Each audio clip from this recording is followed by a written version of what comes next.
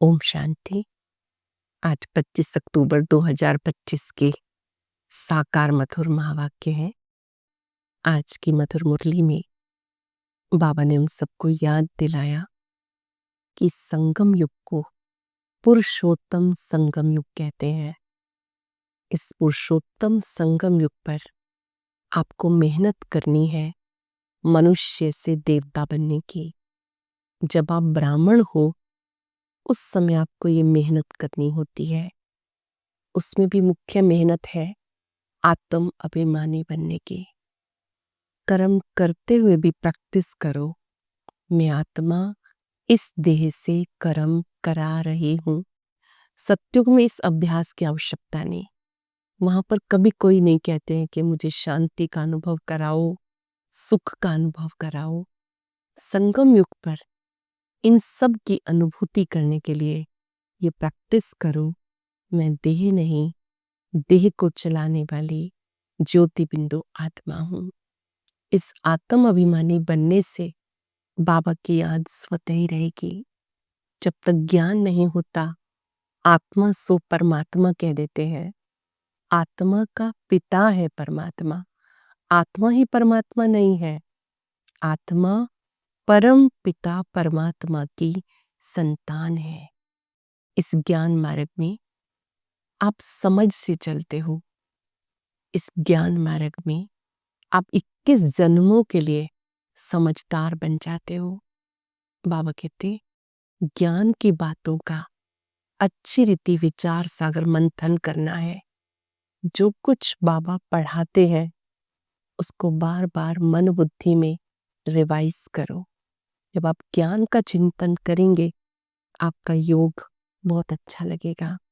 गाया जाता चढ़े तो चाखे बैकुंठ रस, गिरे तो चकनाचूर। इस समय आपको संगम पर सत्य ज्ञान का रस प्राप्त होता है, जिससे आप समझदार बन जाते हो, माया पर जीत प्राप्त कर लेते हो। अपने समय को व्यर्थ की बातों में गंवाना, शक्तियों को व्यर्थ की बातों में गंवाना, ये अपवित्रता है। समय और संकल्प दोनों अनमोल खजाने हैं। इनको सफल करना है। समय व्यर्थ जा रहा है, शक्तियां व्यर्थ जा रही है, ये भी इम्प्योरिटी है। एक एक सेकंड भी बचाना है। क्या करेंगे उस एक सेकंड में? अपने आत्मिक स्वरूप में टिक कर उस महाज्योति के स्वरूप पर एकाग्र हो जाएंगे तो शक्ति मिलेगी, प्यार मिलेगा, सुख मिलेगा। आज पूरी दिनचर्या में एक एक मिनट बचाना है। कम से कम 3 बार एक एक मिनट के लिए अपने को उस महाज्योति पर एकाग्र करना है। उनसे पवित्रता की किरणें लेनी है और महसूस करना है जैसे बाबा पवित्रता का सागर है, ऐसे मुझ में वो पवित्रता समा रही है। पवित्रता की लाइट अन्य आत्माओं को भी देनी है। जितना जितना ये बल बढ़ता जाएगा उतना दूसरों को भी हम लाइट दे सकेंगे। आज पूरा दिन ये गुप्त पुरुषार्थ करना है। पवित्रता के सागर से पवित्रता की किरणें स्वयं में भरना और दूसरों को देना। और ये दोनों अनमोल खजाने समय और संकल्प, इन्हें बचाना है। प्रैक्टिस करनी है कि मेरा जो समय है, संकल्प है, वो श्रेष्ठ कार्यों में जाए, सफल हो।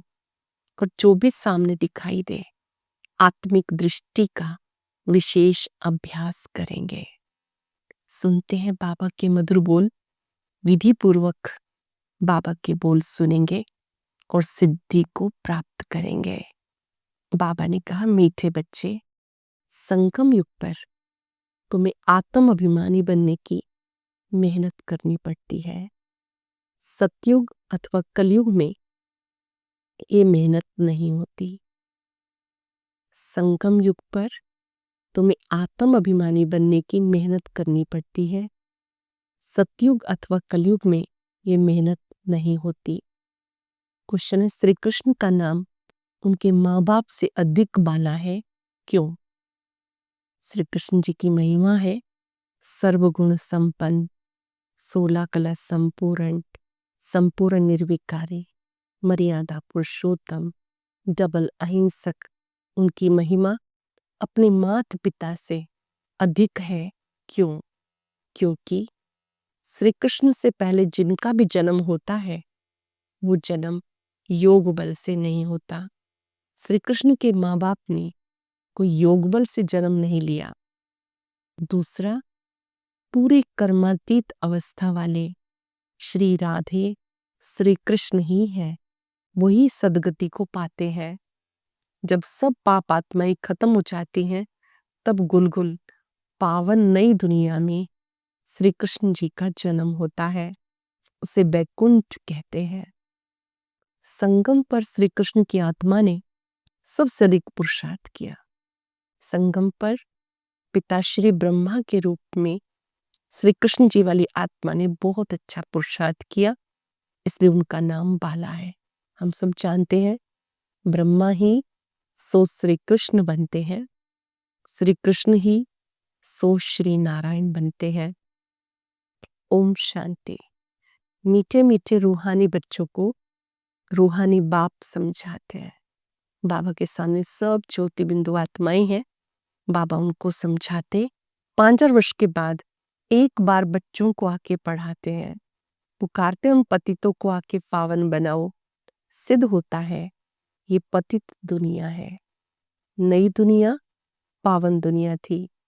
नया मकान खूबसूरत होता है, पुराना जैसे टूटा फूटा होता है, बरसात में गिर जाता है। अब तुम बच्चे जानते हो बाबा आए हैं नई दुनिया बनाने के लिए और अभी पढ़ा रहे हैं, फिर 5 वर्ष के बाद पढ़ाएंगे। इस समय निराकार परमात्मा पिता श्री ब्रह्मा के तन द्वारा हमें पढ़ा रहे हैं, नई दुनिया बना रहे हैं। जो अच्छी रीति पढ़ेंगे, संस्कार परिवर्तन करेंगे, वो नई दुनिया में जाएंगे, देवी देवताओं के रूप में होंगे। संगम युग पर अच्छी तरह से पढ़ना है, जो भगवानुवाच है वो ध्यान से सुनना है, समझना है, धारण करना है। बाप कहते हैं मैं तुम्हें स्वयं पढ़ाने के लिए आता हूं। बाप के बिना ये पढ़ाई कोई पढ़ा ना सके। आत्म अभिमानी बनने में ही बच्चों को मेहनत है, क्योंकि आधा कल्प से तुम कभी आत्म अभिमानी बने नहीं हो। अब बाबा कहते अपनी को आत्मा समझो, ऐसे नहीं आत्मा सो परमात्मा नहीं, अपने को आत्मा समझ परम पिता परमात्मा को याद करना है। याद की यात्रा मुख्य है, जिससे तुम पतित से पावन बन जाते हो। इसमें कोई स्थूल बात नहीं, कोई नाक कान आदि नहीं बंद करना। मूल बात है अपने को आत्मा समझ बाप को याद करना है। तुम आधा कल्प से देह अभिमान में रहने के आदती बन गए हो। पहले अपने को आत्मा समझेंगे तब बाबा को याद कर सकेंगे। भक्ति में भी बाबा बाबा कहते रहते हैं। बच्चे जानते सत्युग में एक ही लौकिक बाप है, वहां पारलौकिक बाप को याद नहीं करते हैं। स्वर्ग में सबके लौकिक पिता होते हैं, कोई भी पारलौकिक पिता को याद नहीं करते, क्योंकि सुख है। भक्ति में फिर 2 बाप बन जाते हैं, लौकिक और पारलौकिक। दुख में सब पारलौकिक को याद करते हैं। सत्युग में भक्ति नहीं होती है, वहां ज्ञान की प्रालब्ध होती है। ऐसे नहीं कि ज्ञान रहता है, इस समय के ज्ञान की प्रालब्ध मिलती है। बाप तो एक बार आते हैं, कल्प में एक बार, 5 वर्ष में एक बार बाबा आते हैं। आधा कल्प बेहद बाप का सुख का वर्षा रहता है, फिर लौकिक बाप से अल्पकाल का मिलता है। सत्युग में एक पिता, द्वापर में 2। भक्ति मार्ग जब शुरू होता है तो लौकिक और पारलौकिक, ज्ञान मार्ग में 3 पिता, लौकिक, अलौकिक और पारलौकिक। इस समय बाबा आते हैं, ज्ञान सागर आते हैं ज्ञान देने के लिए। फिर से सतयुग की स्थापना करते हैं। नई दुनिया में श्री लक्ष्मी नारायण का राज्य था, फिर त्रेता में राम राज्य था, बाकी देवताओं आदि के इतने चित्र बनाए, ये भक्ति की सामग्री है। बाबा कहते हैं सबको भूल जाओ, अपने घर को, नई दुनिया को याद करो। शिव बाबा को याद करो, नई दुनिया को याद करो, घर को याद करो। ज्ञान मार्ग समझ का मार्ग है। ये ज्ञान मार्ग समझ का मार्ग है, जिससे तुम 21 जन्म के लिए समझदार बन जाते हो। कोई भी दुख नहीं रहता। सत्यों में कभी कोई ऐसा नहीं कहता कि हमें शांति चाहिए। कहा जाता मांगने से मरना भला। बाबा हमें ऐसा साहूकार बना देते जो देवताओं को भगवान से कोई चीज मांगने की आवश्यकता नहीं, यहाँ तो दुआ मांगते रहते हैं। अब तुम संगम पर हो। बाबा कहते एक ही घर में एक बच्चा ज्ञान में चलता है, नहीं चलता है दूसरा, तो एक संगम युग पर, एक कलयुग में। ज्ञान में जो चलता है वो संगम युग पर, जो नहीं चलता वो कलयुग में। बाप कहेंगे हम कलयुग में हैं तो कितनी तकलीफ हो जाती है, खानपान आदि का भी झंझट हो जाता है। एक ज्ञान में चले दूसरा ना चले, जो चल रहा है उसे पता है जैसा अन्न वैसा मन होता है, तो वो शुद्ध खाना खाएंगे। तुम संगम युगी हो, शुद्ध पवित्र भोजन खाने वाले। देवताएं कभी प्याज आदि नहीं खाते हैं। इन देवताओं को कहा जाता निर्विकारी। जैसा अन्न वैसा मन होता है। भोजन बाबा की याद में बनाना है, शुद्ध बनाना है, सात्विक भोजन बनाना है। बाबा की याद में उन्हें भोग स्वीकार करा के फिर भोजन करना है। बाबा कहते फिर से सतो प्रधान बनो। आप सतो प्रधान थे, फिर बनना है। आत्मा सो परमात्मा कह देते हैं, ऐसे से कह देते। बाबा कहते ज्ञान सागर मैं हूं।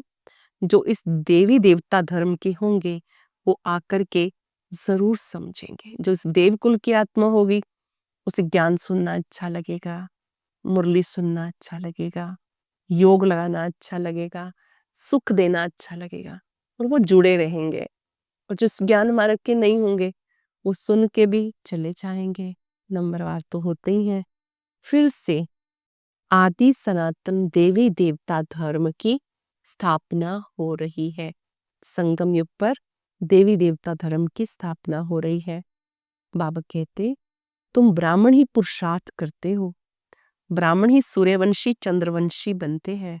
जो अच्छी रीति मेहनत करेंगे वो सूर्यवंशी बनेंगे।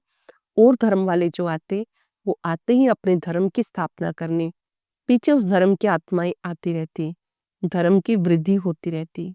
तुम्हारा बीज रूप कौन है? बाप है, क्योंकि वो आकर स्वर्ग की स्थापना करते हैं ब्रह्मा द्वारा। ब्रह्मा को ही प्रजापिता कहते हैं, रचता नहीं कहेंगे। इन द्वारा बच्चे एडॉप्ट किए जाते हैं। ब्रह्मा को भी तो क्रिएट करते हैं, बाबा आकर प्रवेश करते हैं। निराकार ज्योति बिंदु परमात्मा ब्रह्मा तन में प्रवेश करते हैं, कहते हैं तुम मेरे साकारी बच्चे हो। निराकार शिव बाबा कहते तुम मेरे बच्चे हो, ब्रह्मा बाबा भी कहते तुम मेरे बच्चे हो। इस संगम पर तुम पुरुषोत्तम देवी देवता बनने की मेहनत करते हो। देवताओं को और शूद्रों को कोई मेहनत नहीं करनी पड़ती, तुम ब्राह्मणों को मेहनत करनी होती है देवता बनने के लिए। बाबा आते हैं संगम पर। बहुत छोटा सा युग है। कैसा लग रहा है संगम युग? हर एक अपने आप से पूछे, इस छोटे से युग में कितने बड़े काम होते हैं। इसको लीप युग कहते हैं। आत्मा और परमात्मा का मिलन होता है। इसी युग में हम आत्माएं फिर से सतो प्रधान बनती हैं। इसको लीप युग कहते हैं। इसे कोई जानते नहीं। बाप को भी मेहनत लगती, ऐसे नहीं कि झट से नई दुनिया बन जाती। तुमको देवता बनने में टाइम लगता। जो अच्छे कर्म करते हैं वो अच्छे कुल में जन्म लेते हैं।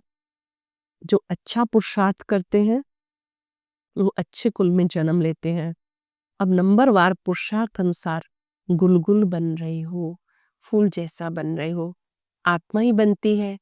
अब तुम्हारी आत्मा अच्छे कर्म सीख रही है। अच्छे व बुरे संस्कार आत्मा ले जाती है। अब तुम गुलगुल बन अच्छे घर में जन्म लेंगे। यहाँ जो अच्छा पुरुषार्थ करते हैं वो अच्छे कुल में जन्म लेंगे। सब युगों का आधार पुरुषोत्तम संगम युग है। अब अगर अच्छा पुरुषार्थ करेंगे तो चारों युगों में बहुत ऊंच पद प्राप्त करेंगे। नंबरवार तो होते ही हैं। जैसे जैसे कर्म करते हैं वैसा जन्म लेते हैं। जब बुरे कर्म करते हैं तो बिल्कुल खत्म हो जाते हैं। फिर से स्वर्ग स्थापन हो रहा है, फिर से नई दुनिया आ रही है। बाबा कहते जब भ्रष्टाचारी सब खत्म हो जाते तब श्री कृष्ण जी का जन्म होता है। तब तक बदली सदली होती रहती है। जब कोई छीछी नहीं रहेगा तब श्री कृष्ण आएंगे। तब तक तुम आते जाते रहेंगे। श्री कृष्ण को रिसीव करने वाले माँ बाप भी पहले से चाहिए। फिर सब अच्छे अच्छे रहेंगे, बाकी चले जाएंगे। तब उसको स्वर्ग कहा जाता है। तुम श्री कृष्ण को रिसीव करने वाले रहेंगे। भले तुम्हारा छीछी जन्म होगा, क्योंकि रावण राज्य है ना, शुद्ध जन्म तो हो ना सके। गुलगुल जन्म श्री कृष्ण का ही होता है। वो सतयुग के फर्स्ट प्रिंस है, फूल जैसे हैं। उनका जन्म नई दुनिया में होता है। रावण संप्रदाय बिल्कुल खत्म हो जाएगी। श्री कृष्ण का नाम उनके माँ बाप से बहुत अधिक बाला है। अब बाबा ने बताया कि कैसे कैसे सतयुगी दुनिया में उनका ही राज्य चलता है। उनके ही द्वारा सतयुगी दुनिया में श्री कृष्ण श्री राधे सतयुग के फर्स्ट प्रिंस है। वही जब गद्दी पर बैठते हैं तो उन्हें श्री लक्ष्मी श्री नारायण कहा जाता है और उस राज्य में सब सुखी होते हैं। श्री कृष्ण के माँ बाप का इतना नाम बाला नहीं। श्री कृष्ण से पहले जिनका जन्म होता वो योग बल से जन्म नहीं कहेंगे। श्री कृष्ण के माँ बाप ने योग बल से जन्म लिया है, नहीं। अगर ऐसा होता तो उनका भी नाम होता। श्री कृष्ण जी नंबर 1 है जिनका जन्म योग बल से होता है। जब तुम किसी को समझाते हो तो उन्हें नई दुनिया के बारे में, दैवी संप्रदाय के बारे में समझाना चाहिए। जब सतयुग में होते हैं तो देवी देवताएं होते हैं, 16 कला संपूर्ण संपूर्ण निर्विकारी होते हैं। अब तुम्हारी आत्मा फिर से दैवी संप्रदाय बन रही है। अब तुम संगम युगी पुरुषोत्तम बनते हो। यहाँ मेहनत है, याद से विक्रमाजीत बनना है। तुम खुद कहते हो याद घड़ी घड़ी भूल जाती है। बाबा पिकनिक पर बैठते हैं तो बाबा को ख्याल रहता है हम याद में नहीं रहेंगे तो बाबा क्या कहेंगे। ब्रह्मा बाबा अपना अनुभव शेयर कर रहे हैं कि पिकनिक पर भी मैं शिव बाबा की याद में रहता हूँ। सोचता हूँ अगर मैं नहीं करूंगा तो बाबा क्या कहेंगे। इसलिए बाबा कहते तुम याद में बैठ पिकनिक करो, कर्म करते माशुक को याद करो तो विकर्म विनाश होंगे। इसमें मेहनत है। याद से आत्मा पवित्र होगी, अविनाशी ज्ञान धन भी जमा होगा। फिर अगर अपवित्र बन जाते तो ज्ञान बह जाता है। बाबा कहते तुम्हें घर गृहस्थ में रहते भी पवित्र बनना है। सर्वशक्तिवान बाप से तुम इतनी ताकत लेते हो जिससे आत्मा पावन बन जाती है। एक बाप की याद से आत्मा पावन बनती है। गाया जाता है जो बच्चे याद में रहेंगे याद से आत्मा पावन बनेगी।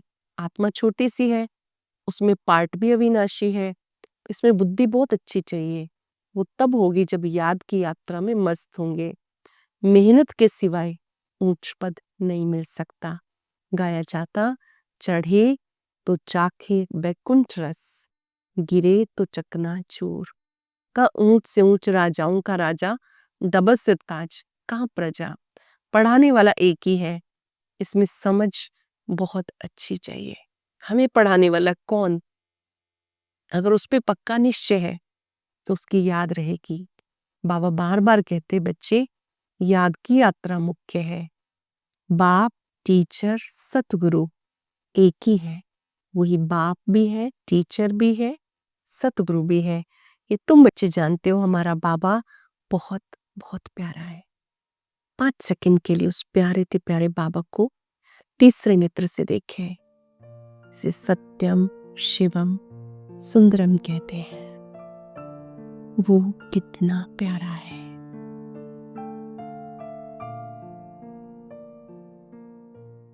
बाबा ने कहा कितना प्यारा है।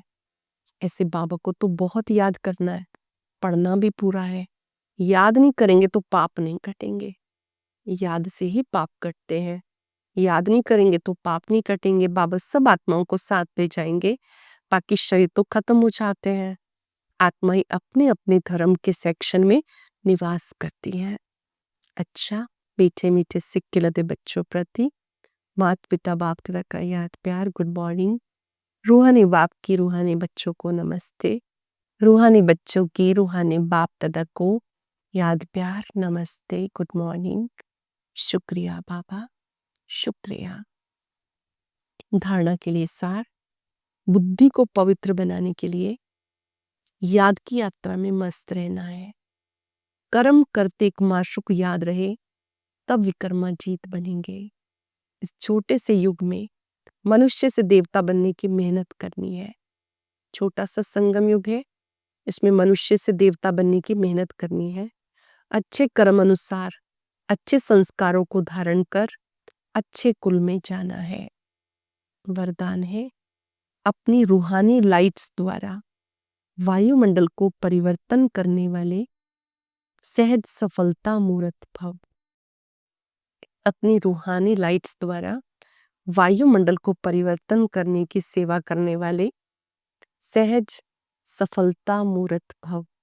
जैसे साकार सृष्टि ने जिस रंग की लाइट चलाते हो वही वातावरण हो जाता है। अगर हरी लाइट होती है तो चारों वही प्रकाश हो जाता है। लाल लाइट चलाते हो तो याद का वायुमंडल बन जाता है। योग करते हैं तो रेड लाइट चलाते हैं ताकि परम धाम घर की स्मृति आ जाए। जब स्थूल लाइट वायुमंडल को परिवर्तन कर देती है तो आप लाइट हाउस भी पवित्रता की लाइट, सुख की लाइट से वायुमंडल परिवर्तन करने की सेवा करो तो सफलता मूर्त बन जाएंगे। स्थूल लाइट आंखों से देखते हैं, रूहानी लाइट को अनुभव से जानेंगे। स्लोगन है, व्यर्थ बातों में समय और संकल्प गवाना ये अपवित्रता है। व्यर्थ बातों में समय और संकल्प गवाना ये अपवित्रता है। आज हम प्रैक्टिस करेंगे, मैं परम पवित्र आत्मा हूं। समय और संकल्प इन्हें बचाना है। No time waste. दृढ़ता सफलता की चाबी है। अपने ऊंचे स्वमान में स्थित हो जाएं। भृकुटी सिंहासन पर विराजमान मैं परम पवित्र आत्मा हूं। पवित्रता के सागर की संतान हूं।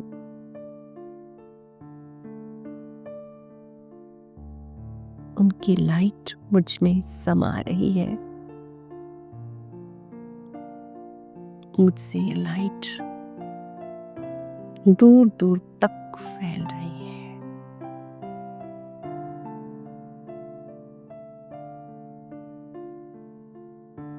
मन ही मन बाबा से वायदा करें,